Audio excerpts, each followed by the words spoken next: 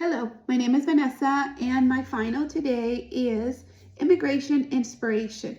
Being an immigrant myself, I find the story I'm about to tell you very inspiring, and it's an immigrant's dream come true. Now, I know that this is more of a LA business, but I'm sure it has made its way to Santa Barbara either by friends or family, especially during the holidays and birthdays. How many of you have heard of Porto's Bakery? Yes, Porto's Bakery. Rosa Porto was born in Cuba in the 1930s. She was taught how to cook and bake by her mom and her mom's sister in Cuba. She was of Spanish descent, so her house was always smelling like baked goods and food, just like Porto's does now.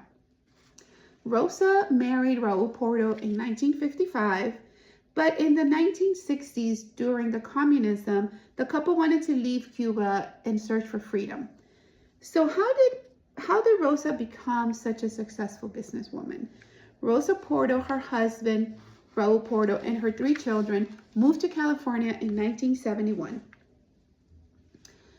Imagine leaving your country behind, your language, your whole family for a different country and actually making it in that other country. One thing I know about Rosa Porto, she had very strong work ethic from Cuba because she baked cakes at her house in Cuba to help her family under the Castro regime. Now, that was illegal in Cuba and she would have been jailed up to 20 years. My question is, how good were these cakes? The people were willing to buy them illegally in Cuba. And then when she moved to California in 1971, she was still selling them from her house illegally because keep in mind in the 1970s, because they had all these health codes, it was illegal to sell any kind of food from your house. Not only was she selling cakes, but her husband was working as a janitor in the daytime. Now, her husband did not approve of any of her baking business. No food, no cakes, nothing. He didn't approve of anything, but she became so popular and she needed help. So after work, he would come home and help her in the evenings so she can deliver her cakes early in the morning. After 5 years from moving to Los Angeles, she opened her first bakery in Echo Park, California. And now her husband quit his job and came to work for Rosa. The bakery in Echo Park was a rental. So her first actual bakery was in 1982 in Glendale, California, which at the time there was a large Cuban population. And my first time visiting a Porto's bakery was in 1990. It was an extremely small bakery where downstairs they had the ready-made bakes, ready cakes, coffee, and then you would take the most narrow stairs I have ever seen to the second floor and order special occasion cakes like for weddings and personalized cakes like for birthdays. In the 1990s, Rosa retired, and that's when I noticed that the Glendale Bakery bought the business next door and it became an even larger bakery. Not only was she an excellent baker, she was a risk taker, a successful businesswoman. How many bakeries do you think the Porto's family own now? I'll tell you.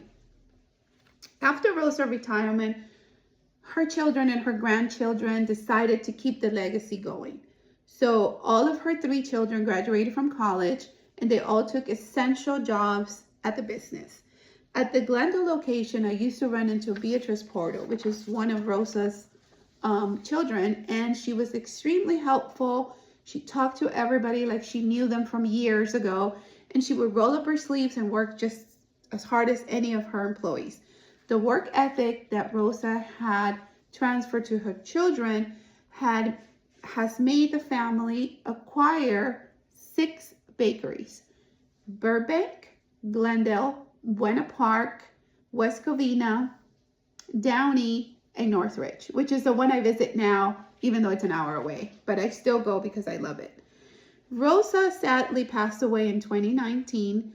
I'm sure she was extremely proud of herself and her family for acquiring the American dream. From exile to empire, So when you were against communism in Cuba in the 1960s, you became the enemy. I think Rosa was fearless. Would you have done the same if you were in that situation? I absolutely admire Rosa Porto. Not only was she fearless, but was a true inspiration to so many, especially in our community. She was an immigrant who came from Cuba in search of freedom with her husband and her kids, with a heart full of dreams and dedication. You know, when she first got here, she did have friends that helped her with furniture, essentials, and trying to find a job. But when she would have a job interview, she did her absolutely best to fail at every interview because she wanted to go home and bake cakes.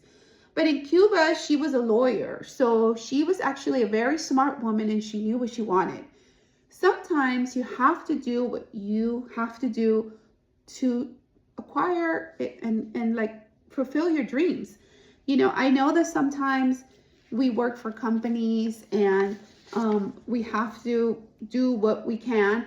But if you have a talent and a virtue and you think you can be successful, you can invest in yourself and try to make it as hard as you can, just like Rosa did. Rosa Porto was a woman who came to this country for freedom, and she was able to build an empire. Now, rumor has it that there will be a Porto's Bakery in downtown Disney. Now, if that's not an inspiration, I don't know what is. Thank you so much for listening.